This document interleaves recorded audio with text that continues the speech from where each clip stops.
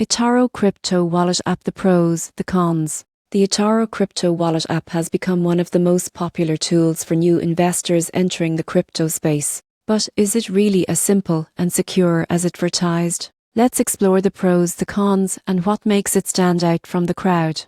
The biggest advantage of eToro's wallet is its integration with the eToro trading platform. This means users can buy, sell, and transfer crypto directly from their investment account to the wallet without needing a third-party exchange. It's a smooth experience for anyone already using eToro for trading stocks or crypto. Another major pro is ease of use. The wallet supports over 120 cryptocurrencies and provides a clean, beginner-friendly interface. You can easily convert between coins or send crypto to other wallets with just a few taps. For newcomers, this simplicity removes a lot of the usual technical friction. Security-wise, eToro's wallet includes multi-signature technology and advanced encryption. That means even if your device is lost, your funds remain recoverable using your private recovery key. And since eToro is a regulated company, it complies with strict financial standards, something many crypto wallets can't claim. But here's where it gets tricky.